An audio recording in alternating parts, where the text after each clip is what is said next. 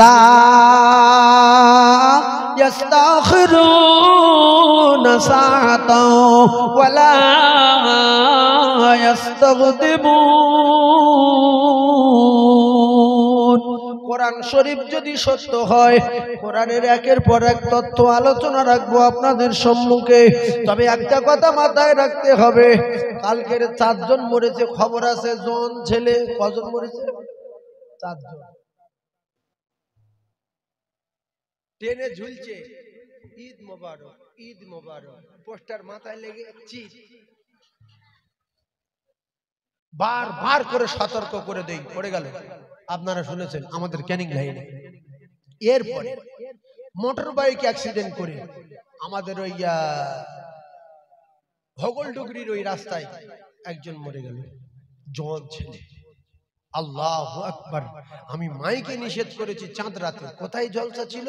চাঁদ রাতের দিন জলসা ছিল আপনার জীবনতলা ঈশ্বরীপুর।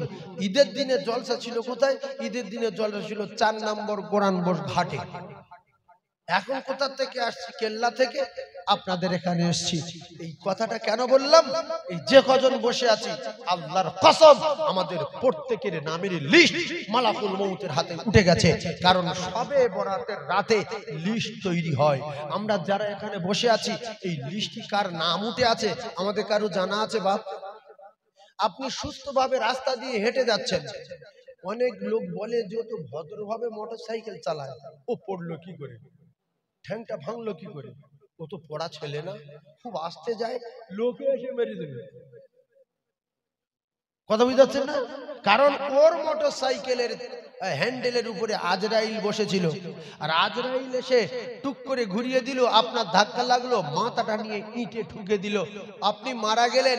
লোকে বলছে মাথায় যদি খটা না লাগতো দিব্যু বেঁচে যায়, শরীরে কোনো জায়গায় দাগ নেই, শরীরে কোনো জায়গায় দাগ নেই, শুধু মাথা একটু ফুলেছে, ওই জায়গাটায় মালাকুল মউত মেরে দিয়েছে।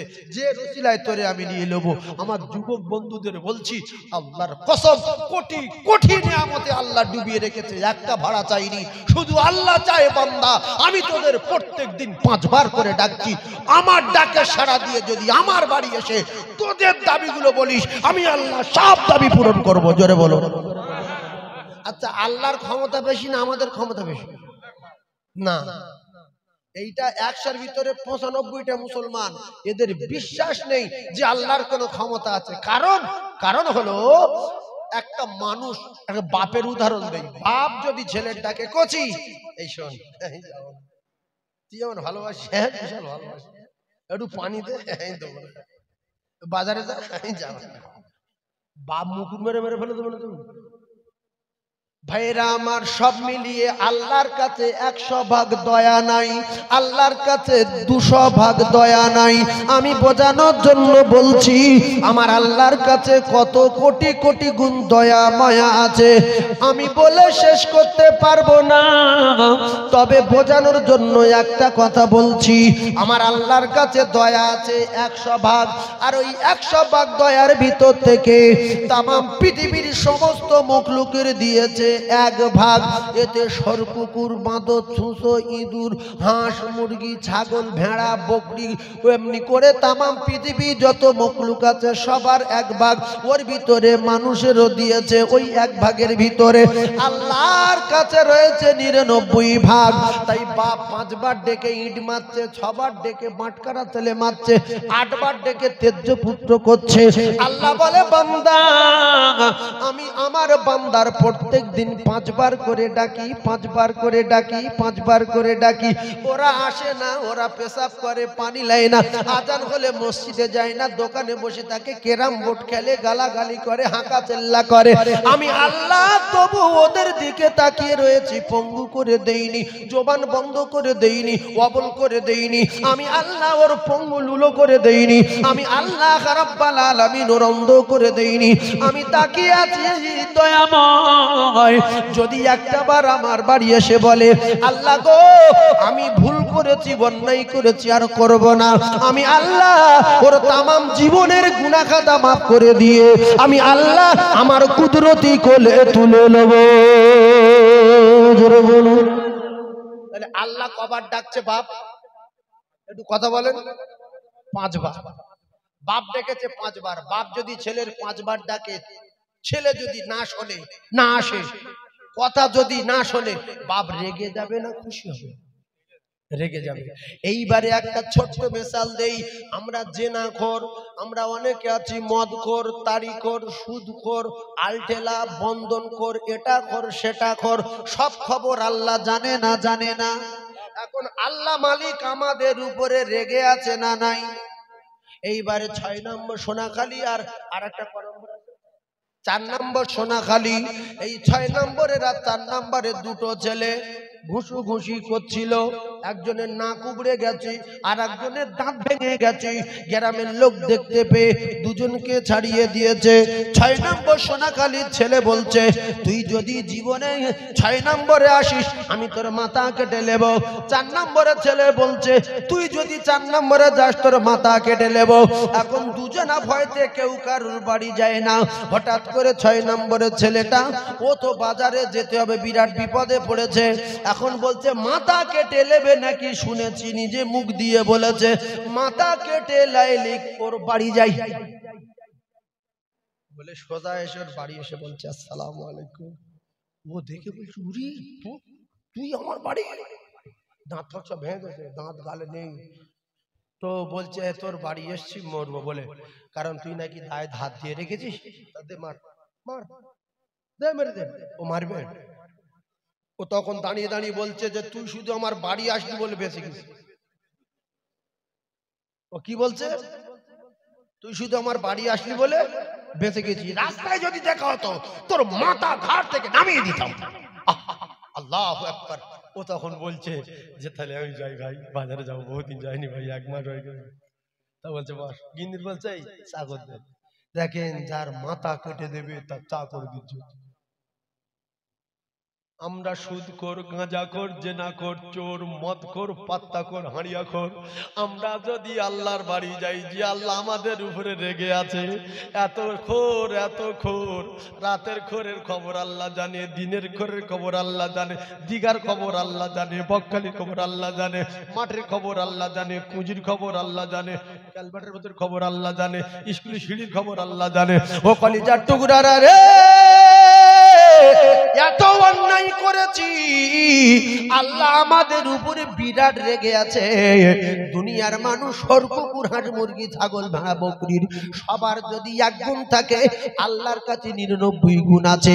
1 গুণে যদি মাথা কেটে নেব বলে তার ক্ষমা করে দেয়, আল্লাহর কাছে 99 গুণ আছে। আমরা কোটি অন্যায় করে আল্লাহর বাড়ি গিয়ে যদি বলি আল্লাহ হয় মাথা কেটে দেন আর নয় ক্ষমা করে দেন, আল্লাহ বলে বান্দা তুই আমার বাড়ি এসে গেছিস, আমি তোর মাথা কেটে দেব না, আমি তোর জাহান্নামে দেব না। আমি আল্লাহ তোর কুদরতি কোলে তুলে আমি আল্লাহ তোর বেগুনা মাসুম করে দিলাম। একটুখানি যাওয়া যাবে না আল্লাহর বাড়ি মাঝে মাঝে? আমাদের কেউ নাই, একমাত্র আল্লাহ ছাড়া। বিশ্বাস করুন। ইয়াউমা ইয়াফিরুল মাররু বিনাকি ওয়া উম্মিহি ওয়া আবিহি ওয়া সাহিবাতিহি ওয়া বানি। কোরআন যদি সত্য হয়, এতগুলো চ্যানেল চলছে, এগুলো আবার কালকেরে ছাড়বে। ঘুরে ওয়াজ করার কাজ নাই, ওদিকে আবার লক্ষ্য রাখতে হচ্ছে। ভুল হলে লোক ফোন করবে। এই কথা ঠিক না? বলবে এই চ্যানেল ফ্যানেল যদি না থাকে তো হুড়ে ওয়াজ করবো, লোক পাগলা হয়ে আতার খাবে। যদি আরো বলো আমি জানি উড়িয়ে দেবো তো। হ্যাঁ, কিন্তু এই যে বিপদ, এই সামলাবো না আপনাদের সামলাবো? তাহলে ওয়াজ কিন্তু পুরো পৃথিবীর লোকের সামনে হচ্ছে। বলো ওয়াজ কোথায় হচ্ছে? পুরো পৃথিবীর মানুষের সামনে। এই জন্য এগুলো থাকলে আমাদের খুব সাবধান হয়ে ওয়াজ করতে হয়, ঘোড়া কাজ না। তাহলে ছেলে, মা, বাপ, ছেলে, মেয়ে একটু বোঝার চেষ্টা করবেন, এরা কি আপনার পরিচয় দেবে? কি জেনে বলেন দেবে? এখন ওদের ছাড়তে পারবেন? পরিচয় দেবে না, কোরআন শরীফ ছাড়তে পারবেন? শোনেন, এই ছেড়েছিল যারা, তারা হলেন আসহাবিকান নুজুম।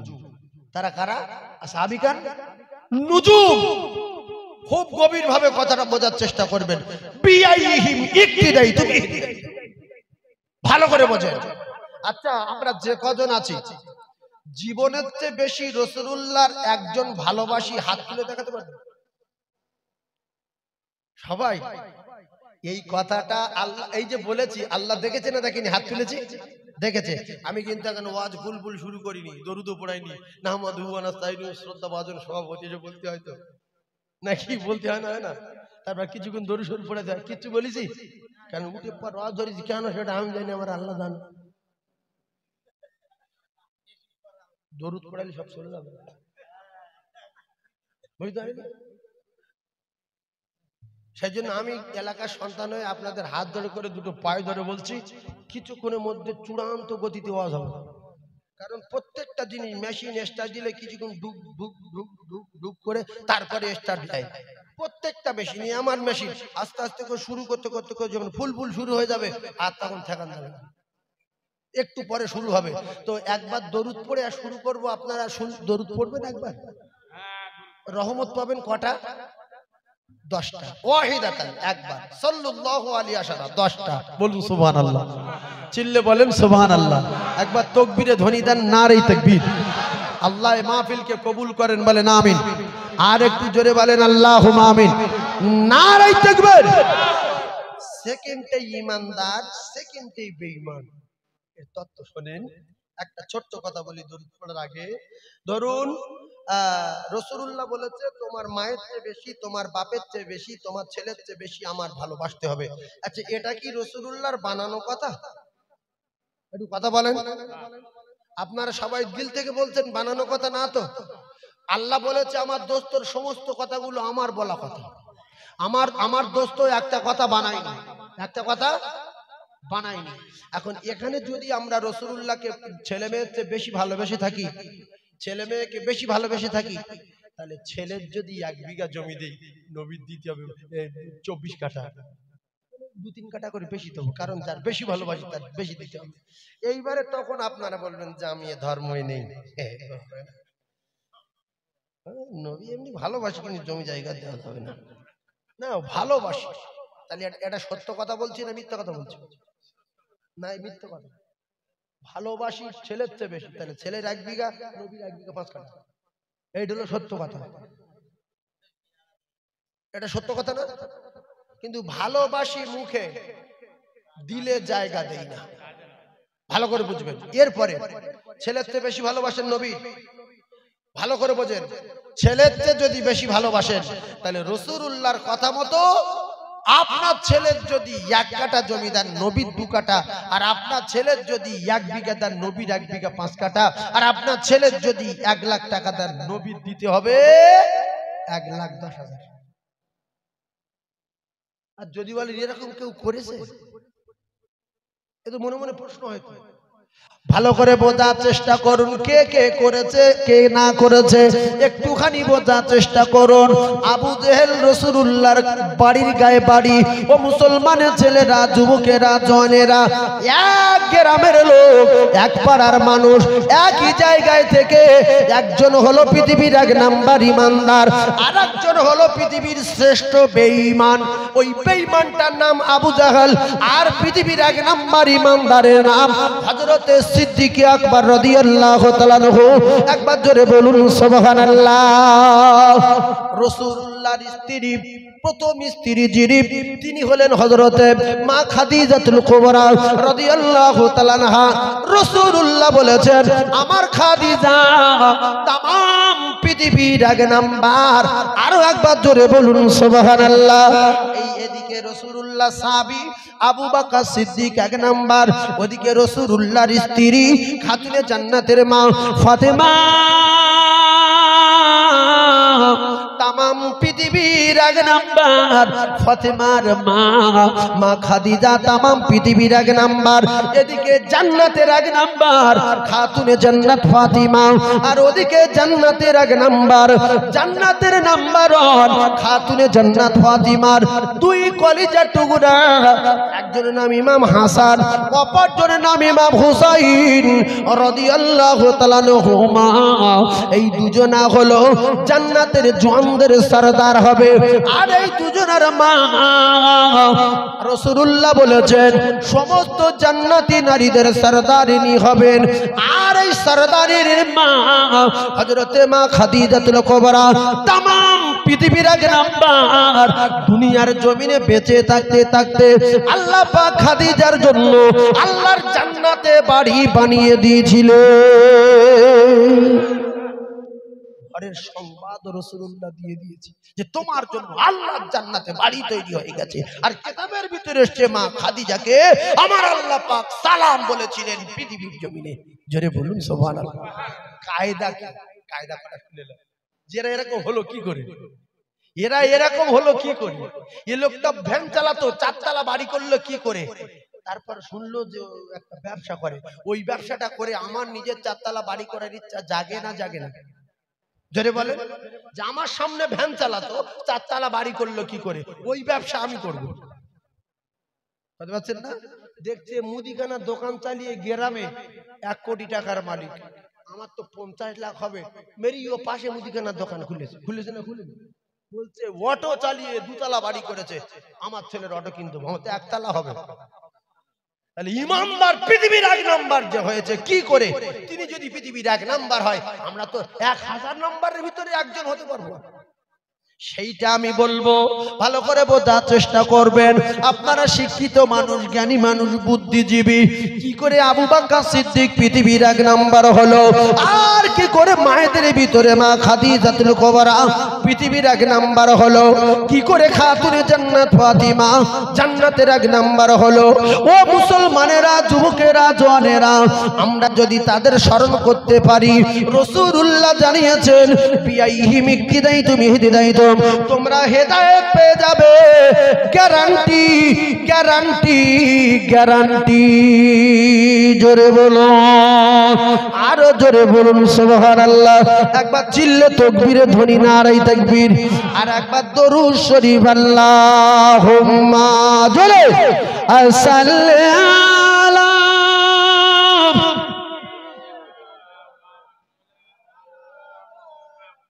وعلى آل سيدنا। শিশু মুসাকে ভাসিয়ে দিলেন ওই মিশরের নীল দরিয়ায়, শিশু মুসাকে ভাসিয়ে দিলেন ওই মিশরের নীল দরিয়ায়। আর যাহার ভয়ে ভাসিয়ে দিলেন উঠল তাহার কিনারায়। আর ফেরাউন বলে ও আসিয়া, এই এলো মোর দুশমন, যারা গো মনে ভাঙবে আমার এই সিংহাসন। আল্লাহুম্মা, খুব মহব্বতে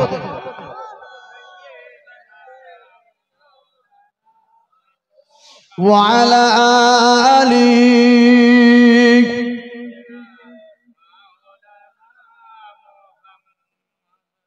বিশ্বাস দেখেন, ঈমান কারে বলে দেখেন ভাই। একটা ঘরের ভিতরে 2টো মানুষ, এই ওয়াজটা মুখস্থ করে নেন। একটা ঘরের ভিতরে কটা মানুষ? 2টো মানুষ। একজন মানুষ রাসূলুল্লাহ, একজন মানুষকে রাসূলুল্লাহ। এই সোয়াজ একদম সাদা ভাষায় বলছি, মুখস্থ করে লাগবে। একটা ঘরের ভিতরে 2টো মানুষ, একজন মানুষ রাসূলুল্লাহ আর একজন মানুষ শের খোদা আলী। কজন? 2জন। এদিকে চ্যালেঞ্জ করলো আল্লাহ রসুলের চাচার সঙ্গে আবু জেহেল। হামজা রাদিয়াল্লাহু তাআলা আনহু ছিলেন পালোয়ান। হামজা কে? রাসূলুল্লাহর কে? একটু বলেন বাবা। চাচা পালোয়ান ছিল। এখন পালোয়ান শিকার করতেন। কি করতেন? শিকার করতেন, জঙ্গলে শিকার করতে গেছে। আর আবু জেহেল কি করলো? লোক লস্কর লাগিয়ে দিল যে মুহাম্মদ কাবার চত্বরে যাচ্ছে, জোর করে ধাক্কা মারবি, ঘুষি মারবি, যদি চোবরা করে দাঁত থপ না গুঁড়ো করে দিবি। আমার নবীর খুব রাগ ছিল, আমার নবী অবুধ ছিল। বিশ্ব নবীর গিয়ে ধাক্কা দিচ্ছে, ঠেলা মারছে। রাসূলুল্লাহ বুঝতে পেরেছে যেমন মারবে। চারিদিকে আবু জেহেলের লোক। চুপচাপ মেরে ধৈর্য ধারণ করে সবর ধরে রাসূলুল্লাহ বাড়ি চলে আসলেন। কিছু লোক দেখেছে যেমন কিছু মানুষের ইচ্ছা হয় যে ওই পার্টিটা করি, কিন্তু আবার এই পার্টির চাপে সেই পার্টিটা করতে পারে না। কিছু লোক ভাবছে যে আমি কংগ্রেস করব, কিন্তু আরএসপির লোক বলছে যে কংগ্রেস যদি করে ও জবাই করব। ও তখন ভয়তে করতে পারছে না। এরকম ঘটনা ঘটে তো। কিছু লোক ভাবছে আমি মুহাম্মাদের কলেমা পড়বো, আবু জেহেল বলছে যে কলেমা পড়বে তার দাঁত গুঁড়ো হয়ে যাবে। তো রাসূলুল্লাহ যখন ধাক্কা দিচ্ছে মারছে, কিছু মানুষের দিলে দয়া হলো যে বাচ্চা ছাড়া 10 ভাই 11 ভাই 10 ভাই, আর এই একটা ভাই নাই মারা গেছে আব্দুল্লাহ, সে ভাইটার রাসূলুল্লাহর কে হয়? আব্বা। কিন্তু আর তো 9 জন বেঁচে আছে, ছেলেটা সব সময় মারে। খুব ভালো করে বুঝলেন তো। হামজা রাদিয়াল্লাহু তাআলা আনহু আসার পরে কাবা চত্বরে ওই দৃশ্য দেখে রাসূলুল্লাহর চাচা হামজাকে কিছু মানুষ বললেন, হামজা তোর ছোট ভাই মারা গেছে, আর এই মুহাম্মদ ভাইটা ইতিম, আর এই তোর ভাইফোঁটা ইতিম, আর সব সময় অত্যাচার মারধর, তা তুই কিছু বলতে পারিস না? বলছে কবে মেরেছে? বলছে আজকে। বলছে কোথায়? বলছে কাবার চত্বরে। ভাইরা আমার, বাবাদিরা, বোঝার চেষ্টা করুন। এই খবর শুনে যারা ভাইপো, যাদের ভাইপো আছে, অনেক ভাইপোর মারে চাচা দাঁড়িয়ে দেখে আমি ওতে নেই, আছে না নাই? এ তখন বলে চাচা না আবু জেহেল। কলিজার টুকরা ভাইরা, রাসূলুল্লাহ ভাইপো হযরতে হামজা চাচা, কিতাবে লেখা হযরতে হামজা রাদিয়াল্লাহু তাআলা আনহু কাবা চত্বরে ওই কথা শুনে সোজা ডাইরেক্ট আসলেন আবু জেহেলের বাড়ি।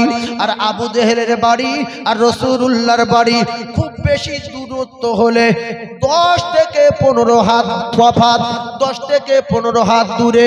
কলিজার টুকরা ভাইরা, এমন অবস্থায় দেখা যায় হযরতে হামজা রাদিয়াল্লাহু তাআলা আনহু এসে আবু জেহেলের দরজার কাছে দাঁড়িয়ে আবু জেহেল বলে আওয়াজ দিলেন, এই আবু জেহেল! এটা কত বাজে কথা জানেন? আপনাদের গ্রামের প্রধান সাহেব, এমপি সাহেব, এমএলএ সাহেব, মন্ত্রী সাহেব, এই সাহেবের বাড়ি গিয়ে যদি তার ডাইরেক্ট নাম ধরে চেল্লায়, সঙ্গে সঙ্গে মার্ডার করবে না? করবে না? কি আমার নাম ধরলি? আমি এমএলএ, হয় কাকু বল, না স্যার বল, না বাবু বল, শুধু বললি, শুধু নাম বললি, রেগে যাবে না? যাবে না? তখনকার এমএলএ কে? আবু জেহেল।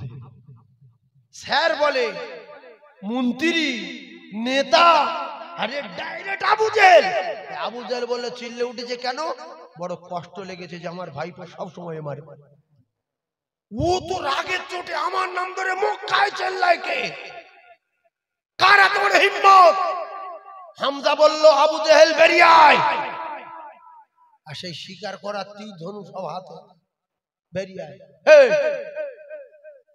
তুই আমার এই ভাইপোর আজকের মেরেছিস? বলছে আমি মারিনি, লোকে মেরেছে। তো বলছে তোর অর্ডারে মেরেছে? বলছে হ্যাঁ। বলছে ছোট্ট কথা বলছে শুনেলে, আজ থেকে যদি কোনদিন আমার ভাইপোর গায়ে একটা কুটির আঁচড় দিস, তাহলে আমি তোর ধর থেকে মাথা উড়িয়ে দেবো। জোরে বলেন ধর থেকে মাথা উড়িয়ে দেবে। কার বলেছে? ও মক্কার বাপ। রাসূলুল্লাহর উপরে দরদ দেখেন, চাচা ভাইপোর উপরে দরদ দেখেন। আমরা দাঁড়িয়ে দেখি আল্লাহু আকবার। আর অন্য কওমের মানুষেরা এখানে টু করলে সেখানে শাঁ করে চলে যাচ্ছে। মিল দেখে, আমি হতে নেই, তাড়া দিলি গত গত ঢুকে জানি।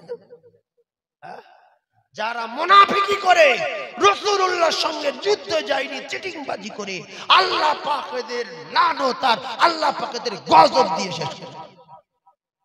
নবীর সঙ্গে যারা চিটিংবাজি করেছে, আল্লাহ পাক এদের জানোয়ার করে দিয়েছে, আল্লাহ পাক এদের বাঁদর করে দিয়েছে। চিটিংবাজি ছেড়ে দেন, সৎভাবে চলেন। চিটিংবাজ কারা? শনিবার দিন মাছ ধরতে নিষেধ করেছিল আল্লাহ, যে শনিবার দিন আমার পয়গম্বর দাউদ জবুর কিতাব তেলাওয়াত করে, আর মাছেরা শুনতে আসে কোটি কোটি মাছেরা। দাউদ শনিবার দিন মাছ ধরা নিষেধ করে দাও। আল্লাহ পাকের অর্ডারে মাছ ধরা নিষেধ শনিবার। মানুষ চিটিংবাজি করলো যে আল্লাহ যেহেতু শনিবার দিন মাছ ধরতে নিষেধ করেছে, আল্লাহর কথা না মানলে একটা খারাপ জিনিস, আল্লাহ রেগে যেতে পারে। এই এক কাজ কর, নেট কেন, জাল লিয়া সব মাছগুলো আটকা, রবিবার ধরে খাবো। তোর বাপ ওই খালে একটা মাছ খুঁজে পাবে, রবিবার দিন বেঁধে দিল, জবুর সোনা মাছগুলো বেঁধে দিয়েছে। আল্লাহ দেখেছে না দেখিনি? আল্লাহ বলছে ঠিক আছে, শনিবার যা, যে কটা যাবি সব কটার মাদর করবো। বাচ্চা গেলে বাচ্চা মাদর হবে, বুড়ো গেলে বুড়ো মাদর হবে, আর জন গেলে জন মাদর হবে। কিতাবে লেখা আছে ৭০,০০০ মেয়ে ছেলে বেটা ছেলেকে আমার আল্লাহ পাক মাদর করে দিয়েছে। এই জন্য কিছু মানুষ আছে যাকাত দিতে হবে, জমি কিনেলে যাকাত দিতে হবে, দুটো গরু কিনেলে যাকাত দিতে হবে, ছেলেটা মোটরসাইকেল কিনে দেয়, টাকা থাকলে রমজানের আগে যাকাত দিতে হয়, এইগুলো কিনেলেই হজ ফরজ হয়ে গেছে। এর টাকা থাকলে হজ ফরজ হয়ে যাবে, নিয়ে জমি কেন। লোক বলছে কাকা হজে যাবে না, বলছে পুঁজি নেই, ১.৫ লাখ টাকা দে না, এ জমি কিনলাম। তার পরের বছর বলছে কাকা যাবে না, বলছে একটা দোকান কিনলাম। এই যে চালাকি, আল্লাহ বুঝতে পারে না? পারে না? বাঁদর করে দেবে। ওদের যে ভিতরের যে চালাকি, শনিবার দিন ধরবো না রবিবার দিন ধরবো, বাঁদর করে দিয়েছে না দেয়নি? জোরে বলে ভাইরা আমার, বাবাদিরা, মুমিনেরা, মুসলমানেরা, একটু বোঝার চেষ্টা করুন। এদিকে আবু জেহেলের সঙ্গে চ্যালেঞ্জ করলেন হামজা। আবু জেহেল বলে, আবু জেহেল বলছে হামজা তুই আমার ঘাট থেকে মাথা কেটে নিবি, আর আমি আবু জেহেল কথা দিলাম তোর ভাইপো মুহাম্মাদের মাথা কেটে তোর হাতে ধরিয়ে দেব, কথা দিলাম। দুজন দুই দিকে চলে গেছে। এখন আবু জেহেল মাথা কেটে ধরিয়ে দিতে পারবে? সঙ্গে সঙ্গে তো লিডার, চারিদিকে ওর প্রহরীদের খবর দিয়েছে, এই চলে আয়, এই ওদের ডাক, এদিকে আয়, তরবারি নে, চলে যা। ওই ঘরে মুহাম্মদ শুয়ে আছে, মাথা কেটে। কিতাবে লেখা আছে মাথা কাটতে গেল, মাথা কাটতে গিয়ে ঘরের চারিদিকে দাঁড়িয়ে গেল, খোলা তরবারি সবার হাতে, তরবারিগুলো ঝলমল ঝলমল করছে, তকতক করছে। আমরা বলি ও মুসলমানেরা, এরা যখন ঘর ঘেরাওয়া করেছে আল্লাহ তখন দেখতে পাচ্ছিল না? পাইনি। আল্লাহ বলে জিবরিল আমার দোস্তর মাথা কেটে নেবে, তুমি এই মুহূর্তে চলে যাও। ভালো করে বোঝার চেষ্টা করুন, এই মুহূর্তে তুমি চলে যাও, আর আমার দোস্তকে বলে দাও আমার দোস্তর মাথা কাটার জন্য ঘরের চারিদিকে খোলা তরবারি নিয়ে রেডি। আমার দোস্তর কোরআন পড়তে বলো, ওয়াজাল্লা মিন বাইনি আইদিহিম সাদ্দাও ওয়া মিন খালফিহিম সাদ্দাও ফাগশাইনাহুম ফাহুম লা ইবসিরুন। আমার দোস্তর কোরআন পড়তে বলো, আর এক মুঠো কাঁকড় বালি দিয়ে আমার দোস্তকে ছড়িয়ে দিতে বলো।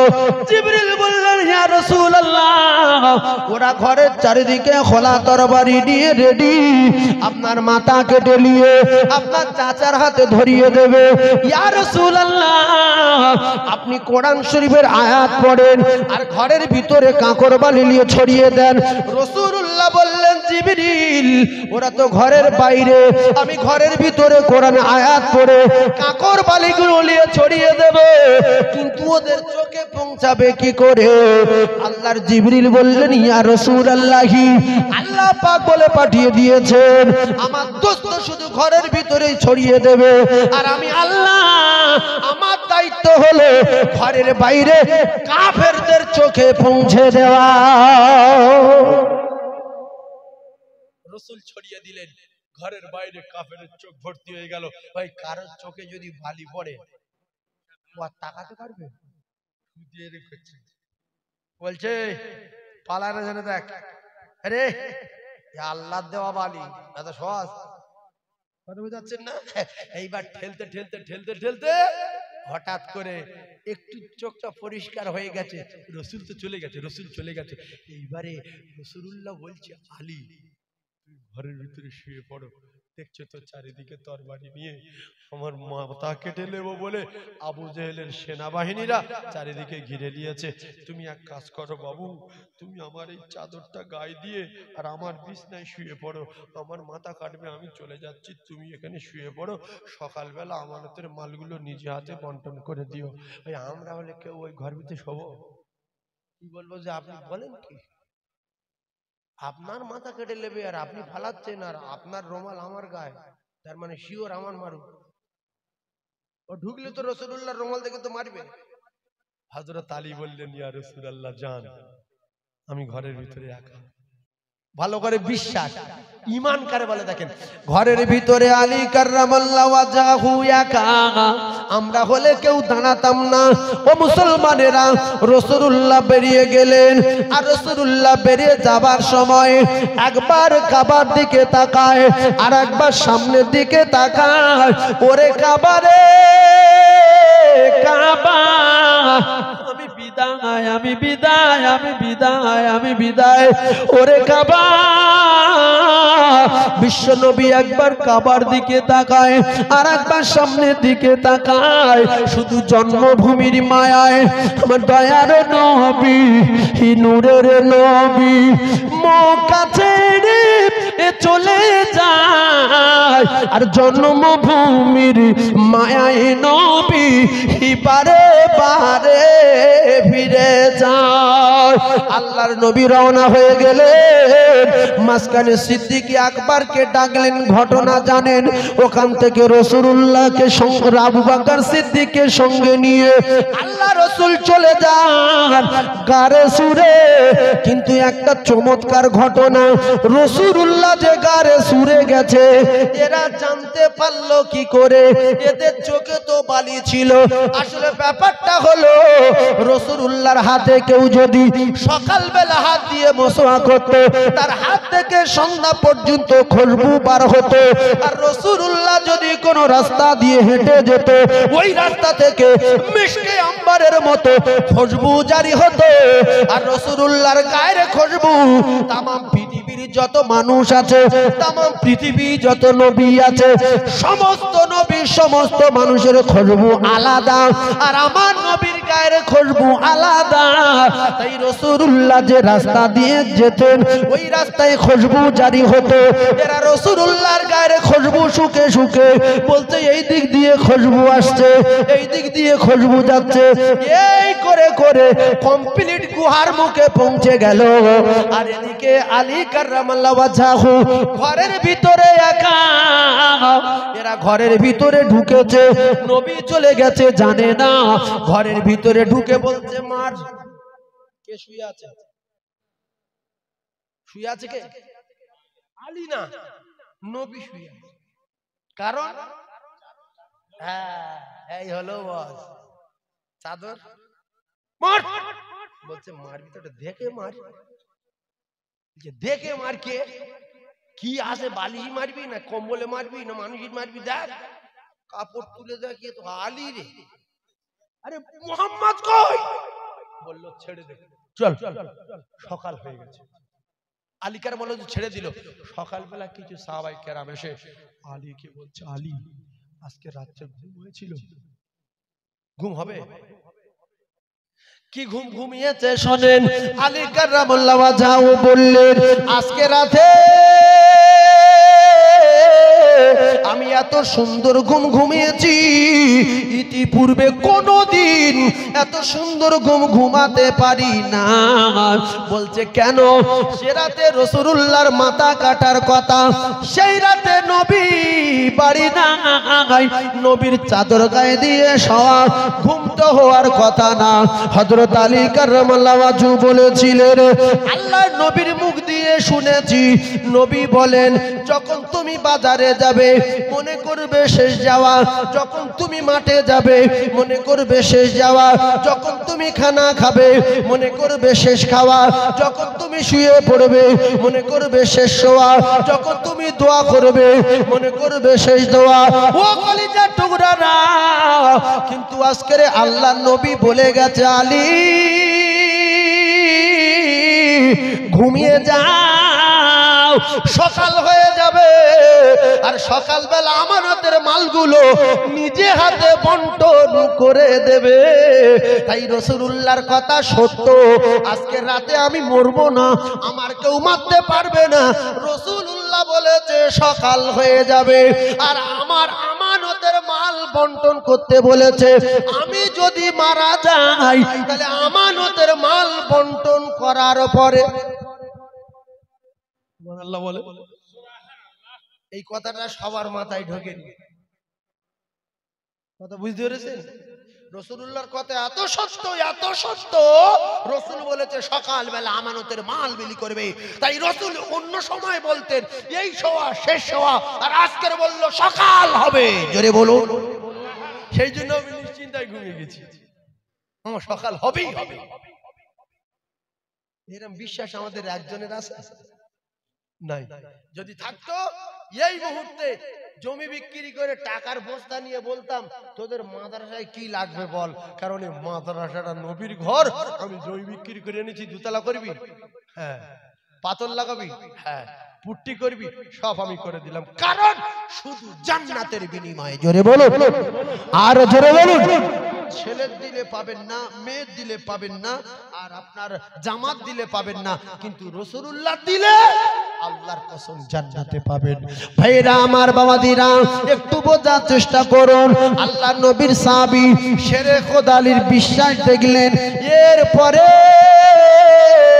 আল্লাহ নবী দিন দুনিয়ার বাদশাহ বিশ্ব নবী গারে সুরে গুহার ভিতরে চলে গেলেন। আল্লাহর কুদরত বোঝা বড় দায়।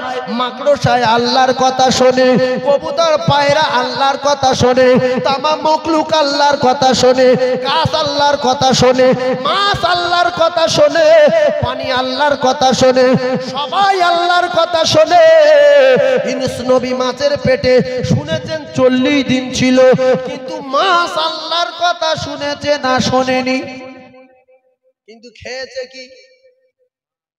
40 দিন মাছের পেটে কি খেয়েছে? বিনা অক্সিজেনে আল্লাহ চাইলে বাঁচাতে পারে না, পারে না। এইবারে বোঝার চেষ্টা করুন। আল্লাহ নবী দিন দুনিয়ার বাদশাহ গর্তের ভিতরে, আর ওই গর্তের মুখে ছিল, আপনারা শুনেছেন, কবুতর পায়রা। আজ ওই গর্তের মুখে কবুতর রয়েছে ঝাঁকে ঝাঁকে, হাজারে হাজারে। আমি নিজে ওই গর্তের ভিতরে ঢুকেছি, ওই গর্তের ভিতরে ঢুকে আমি 2 রাকাত নামাজ পড়েছি। আমার আল্লাহ পাক শুনছে। বহুত কষ্ট করে গিয়েছিলাম ওই গর্তের ভিতরে, তবে গর্তের ভিতরে ঢুকে আমি উপরের দিকে তাকিয়ে দেখলাম, উপরের দিকে পাথরের ফাটল দেখা যাচ্ছে, হালকা হালকা আলো পড়ছে, সূর্যের তাপ পড়ছে। সিদ্দিক আকবর কাপড় ছিঁড়ে ছিঁড়ে, পাগড়ি ছিঁড়ে ছিঁড়ে বন্ধ করেছিলেন, যাতে করে বেঈমানদের চোখ না পড়ে যায়। আল্লাহর নবী দিন দুনিয়ার বাদশাহ আকায়ে নামদার তাজদারে মদিনা যখন গর্তের ভিতরে ঢুকে গেলেন, সেন্টটা কি আর তেমন পাওয়া যাচ্ছে না। কিসের সেন্ট? আতরের সেন্ট, রাসূলুল্লাহর গায়ের সেন্ট। একটু বোঝার চেষ্টা করবেন। যখন পাওয়া যাচ্ছে না, তখন কেউ কেউ বলছে মোহাম্মদ এখানে আসেনি, মোহাম্মদ যদি আসতো তো প্রচন্ড খুশবু বার হতো, আর এই গর্ত এখানে কিছু নেই, কারণ মাকড়সার জাল আছে। যদি একটা ঢিলও গর্তই পড়ে তো জাল ছিঁড়ে যাবে না, যাবে না? ঢিল যদি গর্তের মুখে ফেলা হয়, জাল ছিঁড়বে না, ছিঁড়বে না? মাকড়সার জাল তো দৃঢ় বিশ্বাসের ভিতরে কেউ নাই। আরো একটা কথা বলি শোনো, এর ভিতরে যদি কোনো মানুষ যেত তাহলে কবুতর উড়ে পালাতো, কবুতর পায়রা উড়ে পালাতো। এই জন্য একটা ছোট্ট কথা বলি, ভালো লাগবে। পায়রার জন্য রাসূলুল্লাহর দোয়া যে তোর জীবনে খেটে খেতে হবে না, তুই যেখান থেকে মাল আনবি সেখান থেকে মাল আনবি, কি খাবি চিন্তা করবি, ঘর কোথায় বাঁধবি, কোথায় কাটলি আইবি, কোথায় ঝড়ে উড়ে যাবে। লোকে তো ডেকে ভালোবেসে নিজে ঘর বেঁধে দেবে, আপেলের পেটি লেবুর পেটি খুঁজে আনবে, 5 ইঞ্চি তক্তা করবে, করে তোর ঘর বাঁধবে, বেঁধে চাল দেবে, ছোলা দেবে, গম দেবে, ভাত দেবে, তুই ভাত খাবি। আর তুই পায়খানা করলে ওরা রেগে যাবে, নামাজের পাটি পড়বে, গায়ে পড়বে, তুই ওদের গায়ে পায়খানা করলে নামাজ হবে, নামাজের পাটি পায়খানা করলে নামাজ হবে। তোর পায়খানা পাক ঘোষণা দিয়ে দিলাম। সুবহানাল্লাহ বলেন। তাহলে পায়রার কোনো চিন্তা আছে? আচ্ছা, আপনারা যদি রাস্তায় পায়রা দেখতে পান, লাঠির বাড়ি মারবেন? বলবে আয় আয় আয়, যদি হাতে আসে সঙ্গে চুমু খাবে। শোনা রে কি সুন্দর পায়রা রে, বাড়ি নিয়ে গিয়ে এই তক্তা কই লিয়ে আয়, তক্তাতে ঘর বের দিল, বিড়াল চৌকি দিচ্ছে, সাপের চৌকি দিচ্ছে। আল্লাহু আকবার, আল্লাহু আকবার। এরপরে মাকড়সা মারবেন না, মাকড়সা মারবেন না। যদি বলেন ঘরে খুব তো জাল বাঁধে, আল্লাহর নবীর দোয়া, ওর বলে দিয়েছে তোর খেটে খেতে হবে না, তোর জীবনে খেটে খেতে হবে না, তুই শুধু মোস্তান দেখে এবার খাবি। কেনা মোস্তান টুক করে এক জায়গায় বসে জাল বুনে দিল সাঁ করে, এবারে মাল পড়ছে বসে বসে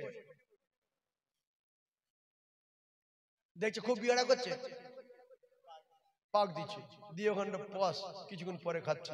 ও নড়ে যেতে খুব বিয়াড়া করলে আস্তে করে গিয়ে টুক করে দুটো পাক দিয়ে আবার ঘাটিয়ে। হ্যাঁ, আর ওই জাল এমন জাল, মশা মাছি যে যাবে আটকে যাবে না, যাবে না। আর কি কায়দা, এখান থেকে হালকা করে সোজা উড়ে গিয়ে ওই খুঁটি একটা সুতো বেঁধে আর ওপর থেকে সুতোর মধ্যে সাঁ করতে যায়। আসে না নাই? আর একটা জিনিসের মারার অর্ডার, সেটা হলো জেটকুড়ি, না জেটকুড়ি না, টিকটিকি। এই যে লম্বা মতো যেটা কেগলেশ, কেগলেশ, কেগলেশ, কেগলাস, তো ওই কেগলাস ওর একটা জিনিস লক্ষ্য করবেন আমার ওয়াজ শোনার পরে, ওই কেগলাসটারে লক্ষ্য করে দেখবেন, ও যখন গাছের গায়ে থাকে, দেয়ালের উপরে থাকে, মানুষ দেখতে পেলে ওর সঙ্গে সঙ্গে মুখটা লাল হয়ে যায়, রেগে আগুন হয়ে যায়, আর মাথা নাড়ে না, নাড়ে না। বলে মারবি নাকি? মারবি, বাড়ি কাটে গা ফলায়, মারবি। ভাইরা আমার, বাবাজিরা, ও যখন মুখ লাল হয়ে যায় আর যখন গা ফলায়, আমরা ছোটবেলায় বুঝতাম না, জানতাম না, আমরা তখন ছেলে মানুষ কি করতাম, সঙ্গে সঙ্গে থুতু নিয়ে বুকে দিতাম। রক্ত খাচ্ছে, আমি বুকে থুতু দিলি, ওর রক্ত টানতে পারবে, এটা কিন্তু বাজে কথা। ওর বাপের ক্ষমতা আছে, ওখানে বসে বসে আমার বুকতে রক্ত টেনে নেবে, আর ওই আর কি খাবো, আর রক্ত যাবে কি করে? আসলে ব্যাপার হলো ও রেগে আগুন হয়ে যায়। ও কলিজার টুকরা ভাইরা আমার, কিতাবে লেখা, ওর যদি একবারে মারতে পারো, আমি আপনাদেরকে শিখিয়ে দিলাম, লক্ষ লক্ষ নেকি আপনার নামায় আমলে লেখা হবে। আর যদি মারতে না পারো, 2 মারে মারো, 4 মারে মারো, 5 বারে মারো, 10 বারে মারো, 100 বারে মারো, ওর মেরে তবে রাস্তা দিয়ে চলো। যদি না সময় পাও, মারতে না পারো তো মার মার বলো। আচ্ছা, পায়রার পা লাল কেন বলেন তো? পায়রার পা লাল কেন? এই গোরগাঁটের নিচে থেকে সব লাল না? হ্যাঁ, যদি আপনাদের বলে যে লাল কেন, এই পায়রার পা লাল কেন, কলিজার টুকরা ভাই একটু বোঝার চেষ্টা করুন। নূহ নবীর কিস্তি কতদিন ভাসছিল? 40 দিন। আল্লাহু আকবার। আর এই আপনাদের যাদের বেটা আছে, বেটা, এরাও একটু রেগে যাবে আমার উপরে, তো রেগে যায় যাকে। আল্লাহ রাব্বুল আলামিন নূহকে বলেছিল, তুই জোড়া জোড়া করে সব তোল, জোড়া জোড়া, জোড়া জোড়া করে তুলেলে আমি এই কওমের ব্যবস্থা করব। ওরা প্রথম হিংসা করে পায়খানা করলো, সেই পায়খানা মলম বানিয়ে ওদের সবাই খাইয়ে দিল, মাখিয়ে দিল। শেষবেই লোক আর মলম পায় না বলে কেতাবে লেখা আছে, ওই কাপড় নিয়ে মোটামুটি কড়কড়ে টাইপের জিনিস নিয়ে নৌকা ঘষতে লাগলো। ঘষে ঘষে যা পানি হয়, ওই পানি নিয়ে গায়ে দেয়, মুখে মাখে, মাথায় মাখে, চুল যার নেই চুল উঠে যায়, বডি কালো পরিষ্কার হয়ে যায়, বুড়ো লোক জন হয়ে যায়, বুড়ি জন হয়ে যায়। কে না গু মাখবে? গু হোক আর যা, শুধু মেখে ছুঁইলি জন। এ কুদরত কার? আল্লাহ বলছেন ও পায়খানা করতে দিয়ে এমন মলম বানাবো, সারা এলাকার মানুষ মাখবে, মেখে সব পাগল হয়ে যাবে যে কি ওষুধ রে বাবা। ভাইজান আমার, বাবাদিরা, ওই কিস্তিটা যখন ছাড়বে, আল্লাহ নবী নূহ বললেন জোড়া জোড়া জোড়া জোড়া জোড়া জোড়া জোড়া জোড়া তুলতে বললেন আমার আল্লাহ।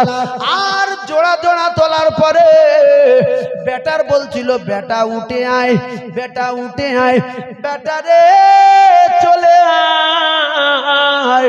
বেটা যখন বলতে যাব না, তোমার আল্লাহর ক্ষমতা নাই, পারবে না। আমার আল্লাহ সামিউম বাসির, আমার আল্লাহ শুনছিলেন। আমার আল্লাহ অবশেষে বললেন, পয়গম্বর নূহ, তুমি জলদি করে, তুমি জলদি করে জাহাজ ছেড়ে দাও। বেটাকে আর বারবার করে উঠতে বলো না, কিস্তি ছাড়ো, কিস্তি ছাড়ো। দ্বিতীয়বার যদি বেটাকে ডাকো, আমি আল্লাহ নবীর দপ্তর থেকে নাম কেটে দেব। ছাড়ো। এই জন্য আপনাদের বেটা যদি বিয়ে করে, ছাড়ার অর্ডার আছে না নাই? জোরে বলে। বাপের কলঙ্ক সন্তান। আদম নবী বেটা ছেড়ে দিয়েছে না দেয়নি? নূহ নবী বেটা ছেড়ে দিয়েছে না দেয়নি? হ্যাঁ, বেটাকে ছাড়তে বলল, ছেড়ে দিল। শেষের বেলা, শেষের বেলা গাধা উঠছিল সর্বশেষে। কে উঠছিল? গাধা। এও একটা পয়েন্ট আপনারা পেয়ে যাচ্ছেন। নূহ নবীর কিস্তিতে সর্বশেষে কে উঠছিল? গাধা। গাধা যখন উঠছিল, কিতাবে লেখা গাধা কোনো মতে উঠতে পারছে না গো দাদা, পিছনে সর্বশেষে উঠছিল গাধা। গাধা ওঠে না। এমন অবস্থায় নূহ নবী শুধু বলছে ওঠ, ওঠ, ওঠ, ওঠ, ওঠ। কোনো মতে উঠতে পারে না। অবশেষে নূহ নবী জোর করে রেগে গিয়ে বলছে, ওঠ শয়তান ওঠ। যেই বলেছে ওঠ শয়তান ওঠ, লাফ মেরে গাধা উঠে গেছে। আর গাধার পিছনে লেজ ধরে টেনেছিল ইবলিস, ইবলিসও উঠে গেছে। ও ধরে টেনেছিল যে সব চলে যাচ্ছে, আমি তো শেষ হয়ে যাবো, আমি কোথায় যাবো, পেলাবন, আল্লাহ করে দেবে। এইবারে কিস্তিতে উঠে দেখছে ইবলিস। নূহ বলছে, তুই আমার জাহাজে উঠলি কেন? আই বেঈমান। বলছে, আমি কারোর বিনা অনুমতিতে কারোর জাহাজে উঠি না। অনুমতি দিয়েছেন তাই উঠেছি। বলছে, আমি কই অনুমতি দিলাম? আমি তো সব জোড়া জোড়া তুলেছি, তোর তো আমি উঠতে বলিনি। বলছে, গাধারা যখন উঠছিল না, আর আপনি তখন রেগে মেগে গিয়ে বললেন ওঠ শয়তান ওঠ, আমি আর দেরি করতে পারি না। কথা বলতে ভাইজান আমার বাবাদিরা, পায়রার পালাল কেন? 40 দিন মুসলমানেরা, যুবকেরা, জনেরা 40 দিন কিস্তি ভাসছিল। ভাসতে ভাসতে এদিকে তো বেটার 12টা আল্লাহ পাক বাজিয়ে দিল। আল্লাহ পানি তুলতে পারে না, সবকিছু ছাড়া সবকিছু যিনি পারেন তিনি হলেন আমার আল্লাহ। আমার আল্লাহ পানি তুলে দেখিয়ে দিলেন। নূহ নবীর বেটা কেনানের ওয়াকাল মৃত্যু হয়ে গেল। অবশেষে দেখা গেল 40 দিন পরে ওই পাহাড়ে, যদি পাহাড়ে নৌকা এসে কিস্তি এসে দাঁড়ালো। কলিজার টুকরা ভাইরা আমার, জমিনে কতটা পানি আছে? জমিনে পানি আছে না নাই? কাদা বেরিয়ে গেছে না যায়নি? ও মায়েরা, বোনেরা, বেটিরা, আল্লাহর নবী নূহ কিস্তি থেকে পায়রা পাঠিয়েছিল। কথা বুঝতে পারেন? আর পায়রা তো কথা বলতে পারে। ও গিয়ে সোজা গিয়ে জমিনে বসেছে, বসলে এই পর্যন্ত কাদায় ডুবে গেছে, ওই পা নিয়ে উড়ে গিয়েছে। নূহ নবী দেখলো পায়রার পায়ে কাদা, তাহলে এখন জমিন শুকিয়ে গেছে। জোরে বলুন সুবহানাল্লাহ। আরো জোরে বলেন সুবহানাল্লাহ। সেই চিহ্নটা কিয়ামত পর্যন্ত থাকবে। পৃথিবী যতদিন থাকবে প্রত্যেকটা পায়রার পা ওই পর্যন্ত লাল থাকবে, যে পর্যন্ত নূহ নবীর ওই প্লাবনের পরে জমিনে কাদা দেখা গিয়েছিল। কিন্তু আরেক অবাক করা ঘটনা, নূহ নবী আলাইহিস সালাতু ওয়াস সালাম যাবার সময় একটা বুড়িকে বলেছিল, কিন্তু মানুষ তলাতুলি করতে গিয়ে, গরু ছাগল তলাতুলি করতে গিয়ে বুড়ি বলেছিল, বেটা নূহ, নৌকায় কি খাবো না খাবো ঠিকই নাই, মেয়েরা তো এইগুলো করে। কোথাও বেড়াতে গেলে, কোথাও যাব বললে, আমি এখানে ওখানে কোথায় কি খাবো তার ঠিক নাই, একটু আলু ভাজা করে নেই, দুটো রুটি তৈরি করে নেই। বুড়ি বলল, বেটা নুহু রে, তুই যদি নবী হোস, তোর কথা সত্য কথা, তোর কথা না মানলে অসুবিধা আছে, তবে আমি তোর নবী বলে মেনে নিলাম, আমি রুটি করি, তাড়াতাড়ি করে তুই সব গুড়িয়ে তুলে লে, যাবার সময় আমার ডেকে নিয়ে যাবি। এদিকে ছেলের অত্যাচার, ওদিকে গরু ছাগল হাঁস মুরগি ভেড়া সবার অত্যাচার, এই করতে করতে বুড়ির কথা ভুলে গেছে।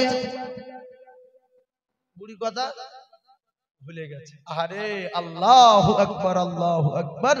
বুড়ির কথা ভুলে যাওয়ার পরে চলে গেল, আর কিস্তি উঠে ভাবছে সে বুড়ি, এই বুড়ি যদি মরে যায়, ভেসে যায় গজবে, নূহ নবীর আল্লাহর দরবারে কৈফিয়ত দিতে হবে না? তোমার মেনে নিল বুড়ি, রুটি করছিল, তুমি তোলনি কেন? ওই গজবে সব চলে গেল, আল্লাহর কাবাও চলে গেল। কি চলে গেল? আল্লাহর কাবা। এই যে কাবাটা আছে, কার কাবা? কার তৈরি কাবা? কথা বলে, আমরা তো সবাই মুসলমান, সবাই বলেন এই যে কাবাটা আছে, এটা নবী ইব্রাহিম আলাইহিস সালাতু ওয়াস সালামের কাবা। তৈরি করেছেন কে? নবী ইব্রাহিম আলাইহিস সালাতু ওয়াস সালাম। আগে তৈরি কাবা বাপ আদম আলাইহিস সালাতু ওয়াস সালাম। ভালো করে বোঝার চেষ্টা করুন, এই নবী নূহ আলাইহিস সালাতু ওয়াস সালামের প্লাবনে কাবার অস্তিত্ব ছিল না। কাবা নাস্তা নাবুদ আর বরবাদ হয়ে গেল। ও ভাইরা, বাবাদেরা, যুবকেরা, জওয়ানেরা, এমত অবস্থায় দেখা গেল আল্লাহর নবী নূহ আলাইহিস সালাতু ওয়াস সালাম, ওই কাবা যখন ভেঙে গেল, সব লয় হয়ে গেল, পৃথিবী লয় হয়ে গেল, গাছপালা শেষ হয়ে গেল, 40 দিন পার হয়ে গেল। নূহ নবী কিস্তি ধরার পরে বুড়ির কথা স্মরণ করে আস্তে আস্তে দেখতে লাগলো। ও ভাইরা, বাবাদিরা, অবশেষে দেখা যায় বুড়ি যে আমার রুটি করব বলে বুড়ি আমার নিয়ে যেতে বললো। আমি তো বুড়িকে নিয়ে যেতে পারিনি, বুড়ি তো আর বেঁচে নাই। পাহাড় এখান থেকে সেখানে হয়ে গেল, গাছপালা এখান থেকে সেখানে হয়ে গেল, আল্লাহর কাবা ধ্বংস হয়ে গেল। মানুষ, গরু, হাঁস মুরগি ছাগল ভেড়া, ও কলিজার টুকরারা, যুবকেরা, জওয়ানেরা জোড়া জোড়া তুলে নিয়ে বাকি যত নবী দুশমন ছিল, মানুষ ছিল, সব প্লাবনে শেষ হয়ে গেল। বুড়ি নাই, বুড়ি নাই, বুড়ি নাই। আল্লাহ বলে, প্লাবন আমি তোরে জানিয়ে দিলাম, ওরে তুফান, ওরে ঝড়, ওরে পানি, আমি তোদের জানিয়ে দিলাম। ওই যে বুড়ির ঘরটা দেখা যায়, রুটি করা বুড়ি, ওই বুড়ির ঘরের আশেপাশে কোথাও যেন পানি না লাগে, ঝড় না লাগে, বুড়ি যেন বুঝতে না পারে। 40 দিন তুফান হয়ে গেল, বুড়ি কিচ্ছু বুঝতে পারিনি। নূহ নবী গেল, বুড়ি রুটি করা শেষ হয়নি। নূহ নবীকে দেখতে পেয়ে বলছে, বাবা কিস্তি ছাড়বে? সুবহানাল্লাহ বললেন না? বলছে কিস্তি ছাড়বে, আমার রুটি করা হয়ে গেছে। নূহ নবী অবাক হয়ে যাবে না? যাবে না? এ কি? আমরা যে আল্লাহ বিশ্বাস করি না, নামাজ পড়তে যাই না, আল্লাহ হুকুম আদায় করি না, মাথায় টুপি দিতে লজ্জা লাগে, পেশাব করে পানি নিতে গেলে কষ্ট লাগে, পাক ধরতে গেলে একটা কেমন বাজে লাগে। আল্লাহু আকবার, আল্লাহু আকবার, আল্লাহর ক্ষমতা দেখেন। বুড়ি বলছে, বাবা হ্যাঁ আমার সব হয়ে গেছে, চলো যাই। নবী বলছে, মা তুমি কিছু বুঝতে পারো না? আল্লাহু আকবার। বলছে, তুমি কিছু বুঝতে পারো না? বলছে, কি বাবা, তুমি তো বললে আমি তোমার ডেকে যাবো, এই রুটি করা হয়ে গেছে, চলো যাই, বেরিয়ে পড়ি। বলছে, তুমি বাইরে বার হবে না? বলছে, রুটি তো করছো, কখন রুটি করবো আর কখন বাইরে বার হবে?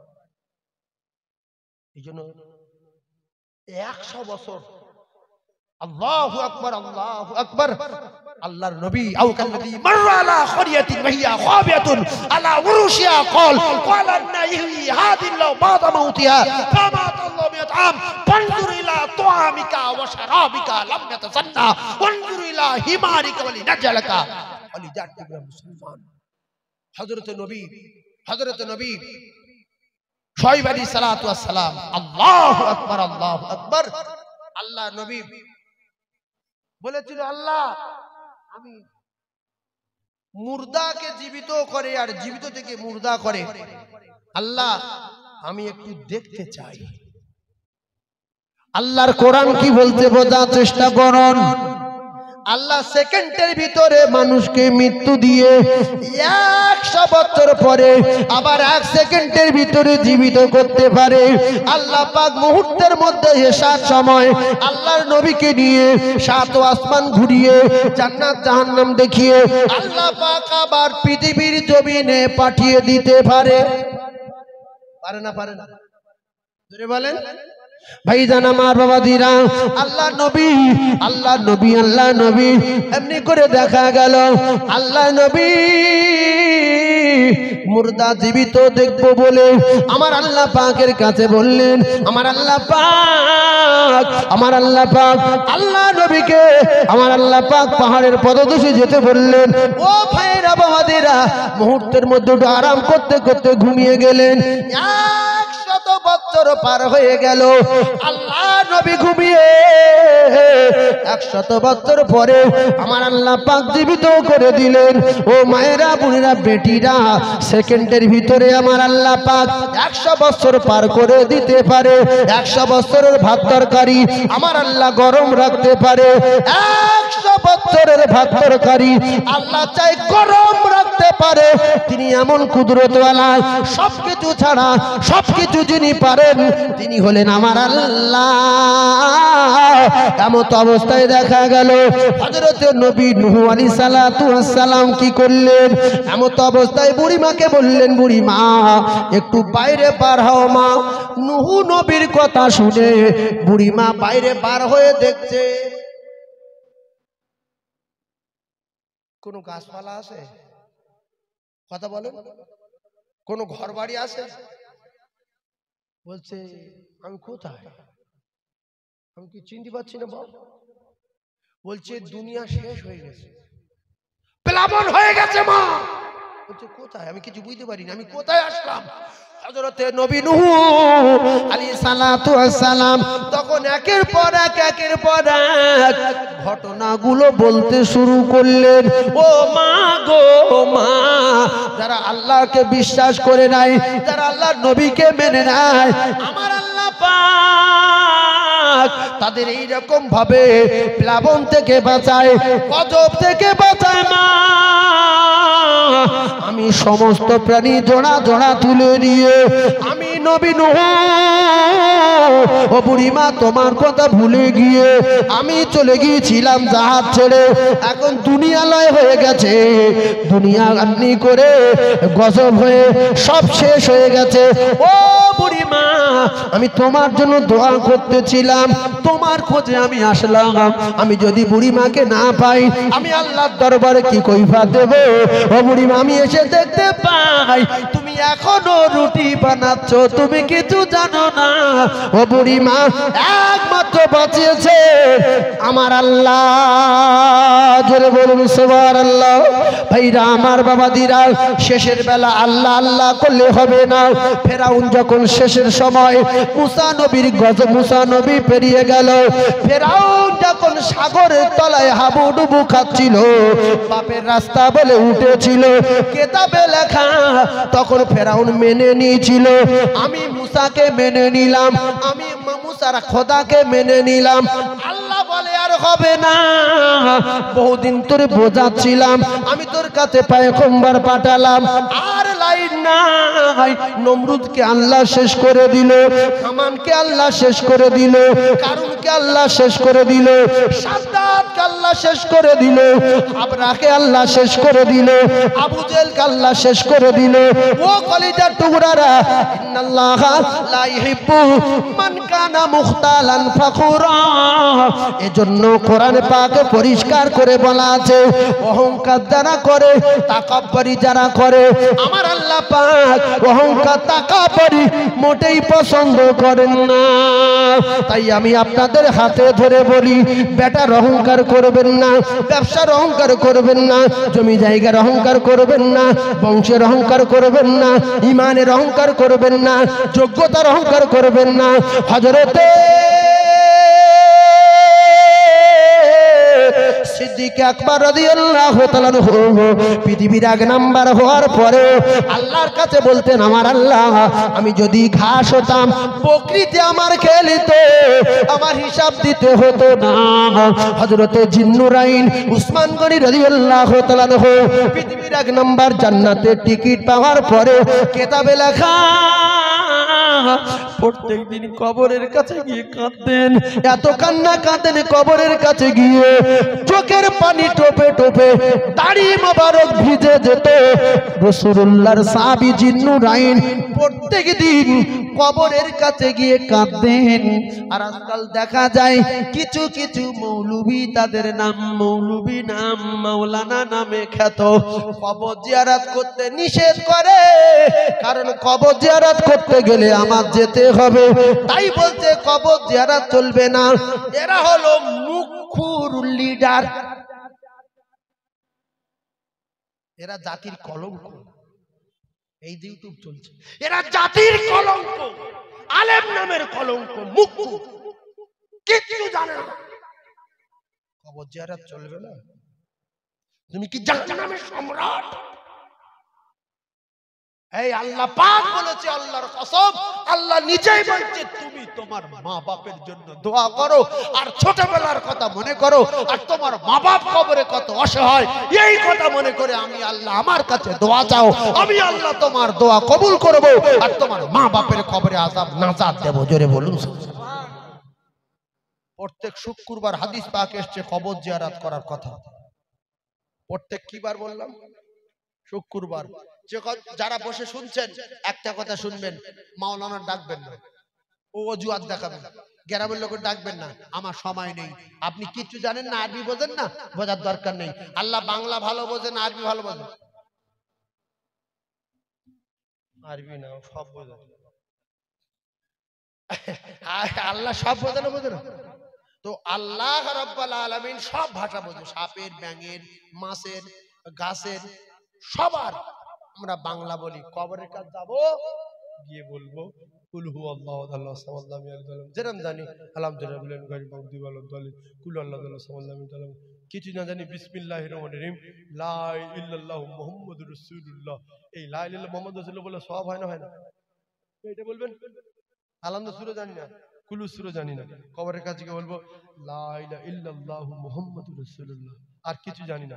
বাংলা কথা বলতে পারি তো। আল্লাহ, এই কলমা পড়েছি, আর আপনি আমার মা বাপের জন্য দোয়া করতে বলেছেন, এই কলমায় যা সওয়াব হয়েছে, আমি তো আর কিছু জানি না, আমার আব্বা মায়ের রূহ পাকে পৌঁছে দাও। আল্লাহ বুঝতে পারবে না? পারবে না? পারবে তো? এই যে আমাদের মাওলানা আব্দুল মারুফ সাহেব বলছিলেন যে ইমাম সাহেবের দিয়ে মুরগি জবাই করানোর দরকার নাই, কারণ আমরা মুরগি জবাই করা শিখি। তাহলে আমার স্ত্রী তো পাক থাকে, আমি তো মুসলমানের বাচ্চা, পাক থাকি, পেশাব করে পানি নি, আমি ঈমানওয়ালা, কলমা পড়ে রেখেছি, তাহলে আমি বিসমিল্লাহির রহমানির রহিম জানি না। তাহলে আমরা যদি বাড়িতে এই আমি জবাই করব, আমার স্ত্রী জবাই করবে, আমার মেয়ে জবাই করবে, সবাই জবাই করা শিখলো, দোয়াটাও বিসমিল্লাহির রহমানির রহিম বললো, আর প্রেশান হতে হলো না। তাহলে ইমাম সাহেব ঘুমাচ্ছে, ও হুজুর, আরে কে রে বাবা, না মুরগি জবাই করো, তুমি শুয়ে রয়েছো, ওঠো। ইমাম সাহেব বলছে যাবে না, তাও ঘুমোতে যা। ও মা দেয় না, আর মা ওর বাপ আসলো, বললো যে ইমাম রেখেছো, মুরগি জবাই করিনি, শুধু ভাত খাও। না নিয়ে যাইনি, নিয়ে গিয়েছিল তোমার মেয়ে, ফিরে দিয়েছে। একে বলছে তোমার মসজিদে রাখবো না, হাঁটো, শুধু ভাত। কেন, তা আমি কি করবো, শুধু ভাত? না তুমি মুরগি জবাই করো। এই কথাটা বোঝাচ্ছিল ইমাম সাহেবটা মুরগি জবাই করার জন্য না, আর এই মুরগি জবাই করার জন্য অনেক ইমাম চলে গেছে মসজিদ থেকে, তাল বিতালে এসে ডাকে তো, হাঁসটা জবাই করে দাও। এই জন্য মারুফ সাহেব বলেছে যে ইমাম সাহেবের দিয়ে মুরগি জবাই করানো ঠিক না, যেহেতু আমরা মুসলমান, আমরা নিজেরা জবাই করব। কি বলবো? বিসমিল্লাহ আল্লাহু আকবার। কথা বুঝতে পারেন? কলিজার টুকরা মোমেন, উচ্চ স্বরে একবার তাকবীরে ধ্বনি দেন। আমি আপনাদের জন্য খাস দোয়া করব বলেছি, একবার আল্লাহ মহান, আল্লাহ বড় বলে তাকবীর দেন। নারে তাকবীর, আরো জোরে একটু নারে তাকবীর, নারে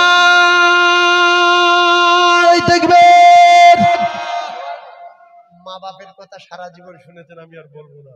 এক কথায় শেষ করে দিচ্ছি, 4 ঘন্টা রজ।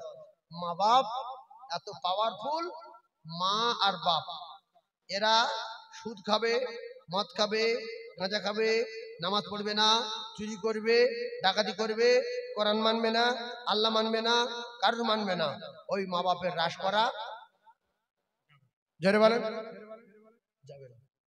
এর ওরা ওয়াজ আছে। মা বাপ বলবে আল্লাহ নেই, নবী মানি না, কোরআন মিথ্যা, হ্রাস করা যাবে না। সুবহানাল্লাহ বলে, জোরে বলে। কারণ আল্লাহ যখন বলছে হ্রাস করা যাবে না, তাহলে মা বাপের পাওয়ার কত? তাহলে কি করতে হবে?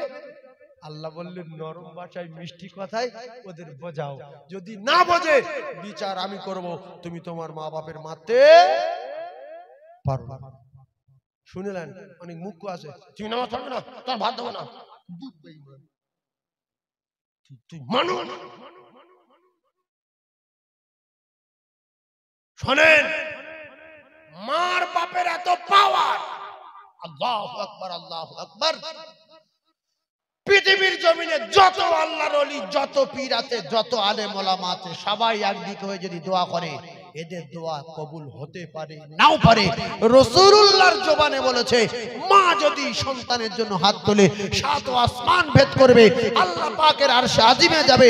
বাপ যদি হাত তোলে, আল্লাহ পাকের আরশে আজিমে যাবে। মাঝখানে কোথাও কোনো পর্দায় আটকানো যাবে না। 10 মাস 10 দিন গর্ভে রেখেছিলে ধরে, অনেক কষ্ট পেয়ে ভুবনে পাঠালে, সেই মায়েরা চলে শীতল ছায়াতে পালিত হলাম খোদারি করুণা। মাগো তুমি আমার জান কোনদিন ভুলো না, মাগো তুমি আমার জান কোনদিন ভুলো না। হারালে মা কোথায়, হারালে মা কোথায়, খুঁজে কেন পাই না, মাগো তুমি আমার জান কোনদিন ভুলো না।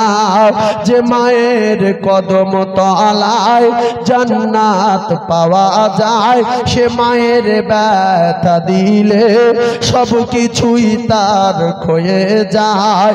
সেই মায়ের স্নেহ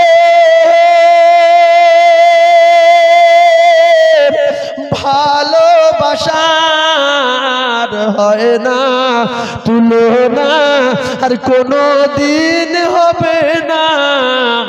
মাগো তুমি আমার জান কোনো দিন ভুলো না। শাশুড়ি শাড়ি কিনে দেবেন 90 টাকা, শিখে যান আমার কাছ থেকে। শ্বশুরের লুঙ্গি দেবেন 60 টাকা, বাপের লুঙ্গি দেবেন 2500 টাকার, মায়ের শাড়ি দেবেন 3500 টাকার। রেগে যাবে কে?